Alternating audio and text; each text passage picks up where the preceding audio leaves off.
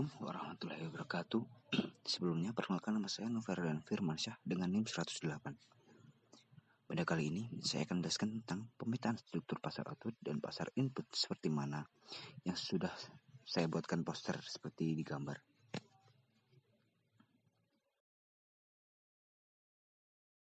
Yang pertama mengenai pasar input. Apa itu pasar input? Pasar input adalah suatu pasar yang dimana tempat berinteraksinya permintaan dan penawaran input atau sumber daya produksi. Pasar input mempunyai definisi lain, yaitu pasar yang menyediakan faktor-faktor produksi yang terdiri dari pasar sumber daya alam, modal, tenaga kerja, dan pasar kewirausahaan. Oke, selanjutnya pada pasar input persaingan sempurna dan pasar input monopoli punya karakteristik. Yang pertama, pasar ini wujudnya kegiatan, tidak berwujud fisik. Yang kedua, di pasar ini permintaan dan penawaran dilakukan dalam jumlah yang besar. Selanjutnya yang ketiga adalah jenis dari penawaran dan permintaan sesuai dengan produksi yang dihasilkan. Yang keempat, yang terakhir adalah penawaran faktor produksi dapat berupa monopoli, sementara permintaan sifatnya kolektif. Untuk kurva pasar input persaingan sempurna dan monopoli bisa dilihat pada gambar A atau kurva A dan kurva B. Selanjutnya mengenai pasar output. Apa itu pasar output? Pasar output adalah pasar yang memperjualbelikan suatu produk, barang atau jasa sebagai hasil produksi perusahaan.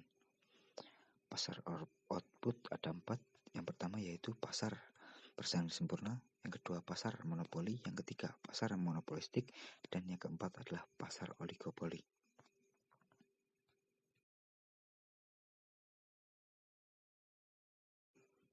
Oke, yang pertama pasar persaingan sempurna.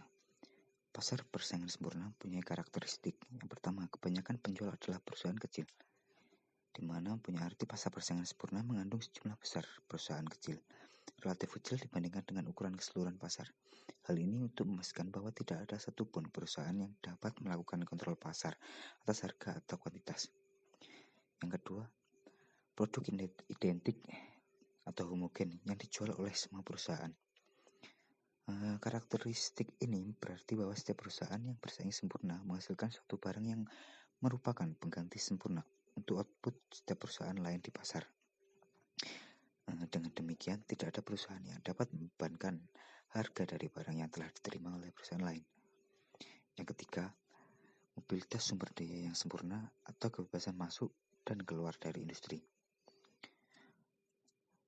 Untuk karakteristik ini, perusahaan dengan pasar persaingan sempurna bebas masuki dan keluar masuk industri. Mereka tidak dibatasi oleh aturan dan peraturan pemerintah, biaya awal, atau hambatan lain untuk masuk. Yang keempat, pengetahuan sempurna tentang harga dan kualitas antara penjual dan pembeli.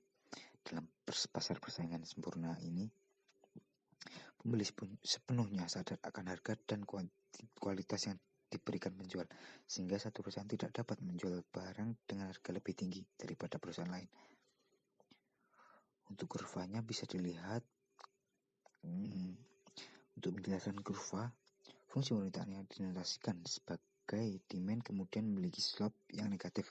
Kemudian fungsi penawaran yang memiliki slope positif namanya pasar.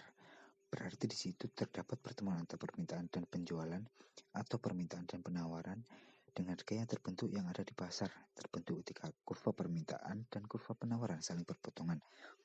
Jadi, perpotongan antara kurva permintaan dan penawaran ini merupakan kesepakatan antara produsen dan konsumen-konsumen yang ada di pasar tentang satu produk tertentu.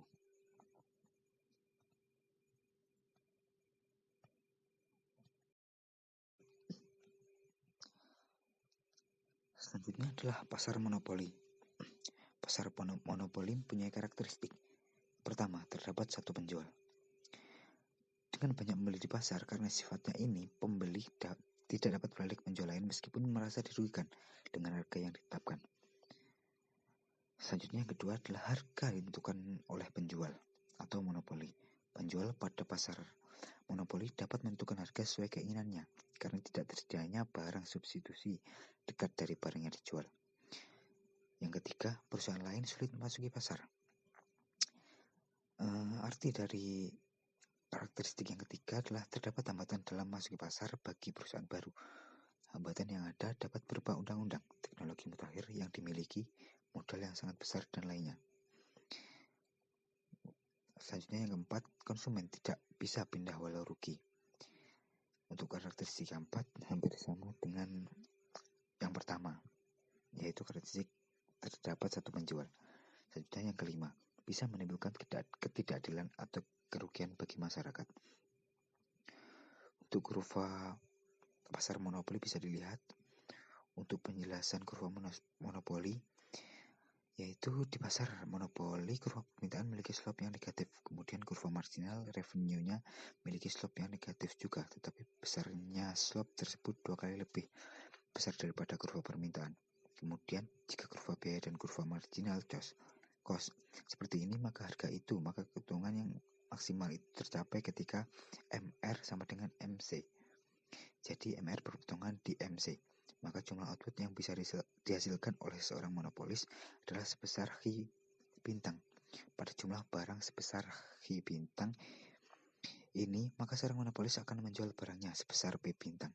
Dalam hal ini, maka penerimaan seorang monopolis sebesar O, Hi bintang, P, dan P bintang. Sementara untuk menghasilkan O, Hi bintang, biaya yang harus dikeluarkan sebesar OA. Jadi persatuannya sebesar OA, sehingga total biaya yang harus dikeluarkan adalah OA, C, dan Hi bintang. Dengan demikian, maka dalam pasar monopolis, seorang perusahaan akan mendapatkan keuntungan sebesar A, C, B, dan P bintang.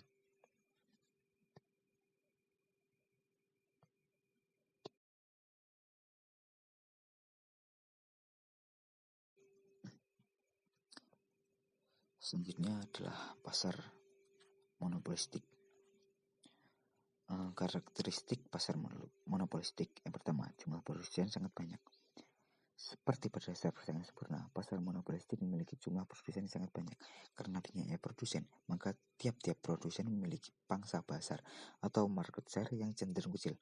Hal ini membuat produsen memiliki kekuatan yang terbatas untuk menentukan harga mereka, karena harga yang ditentukan dalam pasar ini adalah harga rata-rata dari produsen lain. Selanjutnya, yang kedua, adanya diferensiasi produk. Diferensiasi produk adalah ketika produsen produksi produk yang sedikit berbeda namun serupa dengan produk pesaingnya. Selanjutnya yang ketiga, masing-masing produsen bersaing dari segi kualitas, harga, serta cara pemasaran produk mereka. Karena produk yang ada pada pasar monopolistik cenderung serupa, maka produsen akan bersaing dari segi kualitas, harga, dan serta cara pemasaran produk mereka masing-masing. Produsen akan berlomba-lomba memperbaiki kualitas produknya seperti melalui desain produk. Selanjutnya adalah yang keempat, produsen bebas untuk keluar dan masuk dalam pasar. Sama seperti pasar persaingan sempurna, dalam pasar monopolistik produsen dapat bebas masuk keluar pasar. Bebas keluar masuk pasar yang dimaksud adalah tidak ada halangan bagi produsen baru yang ingin menjual produk mereka dalam pasar atau produsen lama yang ingin keluar dari pasar. Untuk kurva pasar monopolistik bisa dilihat. Untuk penjelasannya, bentuk kurva dari pasar monopolistik mirip dengan pasar monopoli. Hanya saja perbedaannya adalah kurva permintaan pada pasar monopolistik lebih elastis dibandingkan dengan pasar monopoli.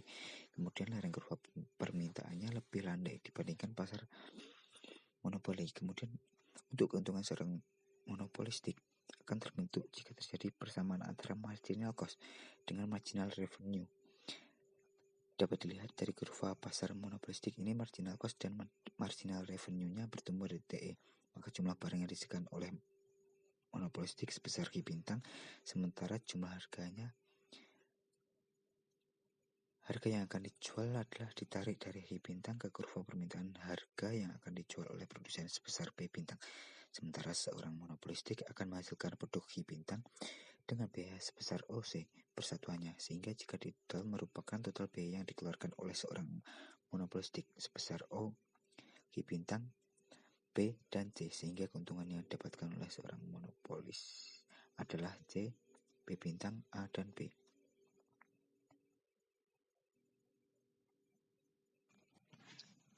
Selanjutnya, pada pasar output yang keempat adalah pasar oligopoli.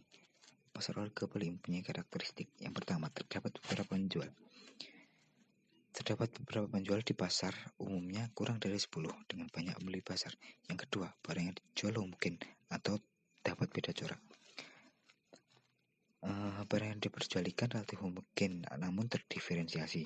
Contohnya adalah sabun mandi dengan berbagai aroma dan bentuk.